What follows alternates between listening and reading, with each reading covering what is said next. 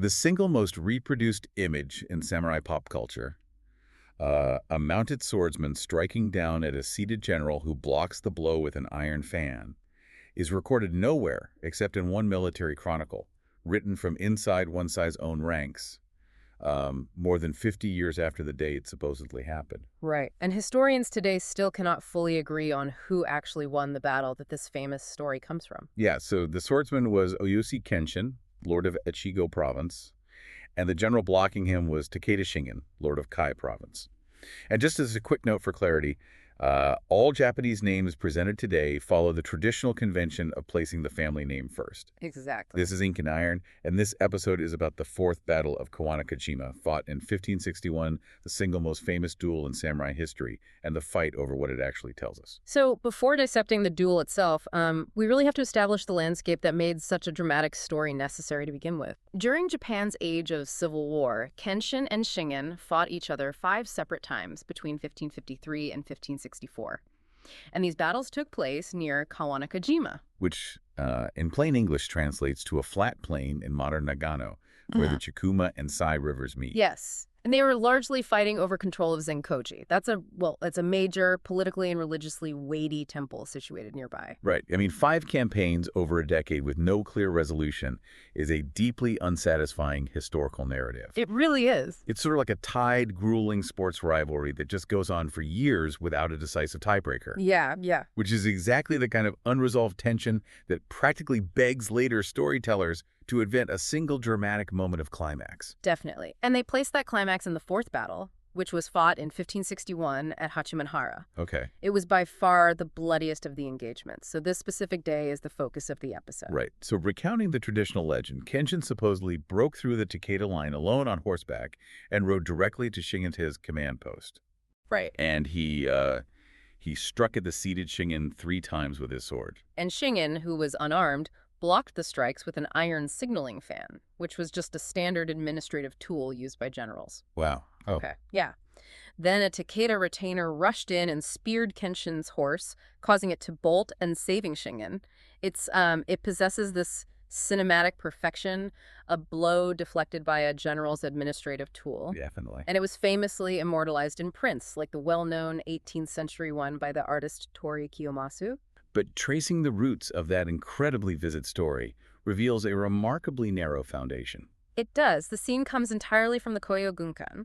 That's a Takeda clan military chronicle compiled by a vassal named Kosaka Danjo Masanobu, and it was finalized by Obata Kajinori around 1616. Which is roughly 55 years after the battle. Exactly. And we should state clearly that our understanding of this rests on summaries of Japanese language scholarship rather than direct original documents. So how do historians treat a single source document written by the victims of the attack over half a century later? Well, its reliability has swung back and forth over the years. It was largely dismissed in the late 1800s, Right. but it has been partly rehabilitated recently. Scholars acknowledge it contains genuine older accounts, but it still has documented factual errors. I see. Ultimately, it remains the absolute only source for the famous duel, meaning the legend lacks independent verification. And if the Takeda clan had their specific version of events, looking elsewhere shows the legend fracturing. Oh, entirely. The rival accounts present completely different scenarios.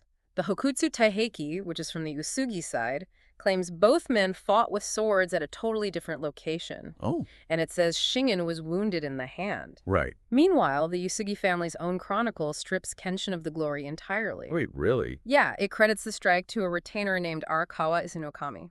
I mean, that is just how ordinary legend formation works. You have 3 sides, 3 tellings, and each is quietly tailored to flatter the person telling it. Yes. Whether it's giving the Lord a cool, narrow escape or elevating a specific retainer's family. Exactly. So moving away from decades later chronicles, we look at the one piece of evidence genuinely close to the event. Okay. And again, the exact wording here comes from a secondhand summary, but it's a near-contemporary letter written by Kyoto court noble Kanoisaki Hisa to Masatora. Masatora being Kenshin's name before he took Buddhist vows. Correct. And the letter is dated October 5, 1561. Which is just weeks after the September 10 battle. Yeah. So what does the letter actually say? Well, Sakihisa praises Mazatora for his victory, and he explicitly notes that he personally swung his sword in the fighting. Okay, so that establishes a baseline. It proves Kenshin was in hand-to-hand combat. Yes, and that an ally believed he won. But it mentions no fan, no shingen, and no duel. Right. It leaves the truth in a messy middle. Kenshin was on the front lines, but the cinematic duel remains unproven. And that ambiguity expands outward to the entire battle itself, doesn't it? It does. Reference summaries clearly state that both sides claimed victory. Even the pro-Takeda Kōyō Gunkan hedges. It gives the first half of the battle to the Uesugi and the second half to the Takeda. But how is a dual victory claim even possible?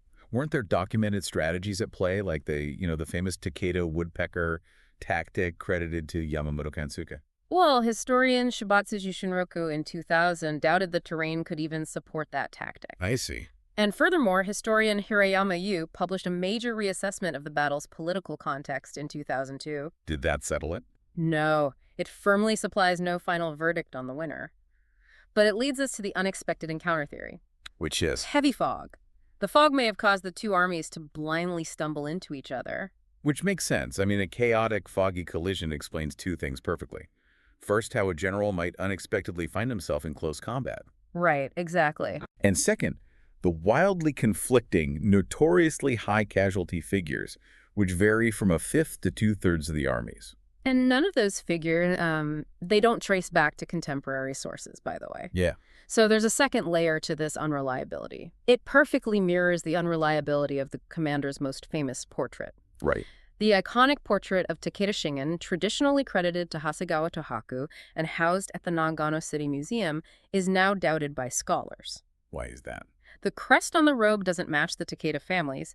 It may actually depict a different lord entirely, Hatakeyama Yoshitsugu. That is quite the thematic irony. The single most iconic picture of what Shingen did and the single most iconic picture of what he looked like both rest on incredibly shaky ground. They do. And this brings us to how this historical nuance survives when translated and compressed for modern English speakers. Yeah. It often simply doesn't. Yeah. If you contrast the English Wikipedia pages, Kenshin's biography page correctly notes the historical division over who won the battle. But the broader Battles of Kawanakajima page states the duel as continuous, straightforward fact. It cites a 1998 Osprey book by historian Stephen Turnbull. But the wrinkle there is that Turnbull's own 2019 blog post hedges on the duel. He calls it something that is supposed to have happened. Right. And that isn't malice or bad history. It's just a perfect illustration of how caution and nuance get stripped away when history is compressed into an encyclopedia summary. So to summarize the reality, the most famous duel in samurai history comes from one clan's retainers writing 55 years later. Yeah. This sits next to a single letter confirming only that Kenshin fought hand-to-hand in a battle where historians still don't know who won. But this doesn't mean we throw the story out. It means we must understand how it survived and how it was shaped by the people who wanted it told a certain way. Thank you for listening to this deep dive, and please subscribe to ensure you never miss an update.